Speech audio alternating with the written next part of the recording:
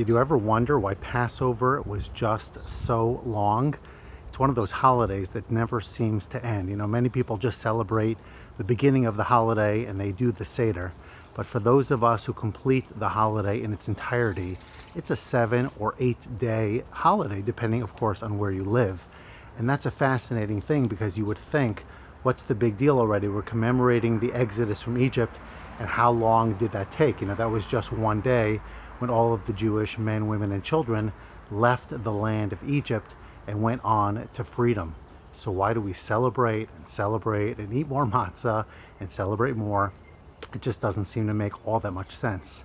But when you think about it, what we're actually commemorating beginning this evening, wherever you are in the world, and in Israel, it's the last day. For those of us in the diaspora, we have another day behind it.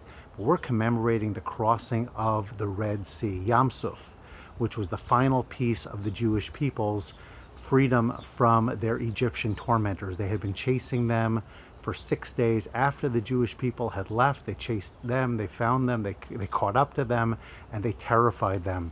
And it was only after the splitting of the sea, when the Jewish people emerged free on dry land with their tormentors dead behind them, could they say that they were finally free.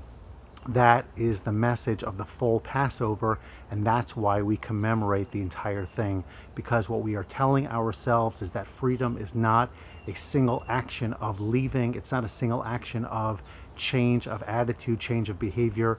It's ongoing, and we have to get those demons, those gremlins, whatever is holding us back, far behind us, to be permanently off our radar, permanently in our rearview mirror. And that means taking sustained, meaningful action that changes the trajectory, that changes our mindset from that of a slave to that of a free person ready to do things differently because we are now free.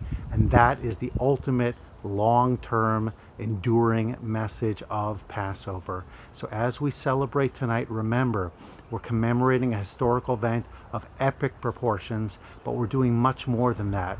Remembering the transformation that created for us when we, as an Israelite nation, actually the Hebrews at the time, for those of you who want to be historically correct, they became one with God. They no longer had a relationship with anybody else. They were fully free.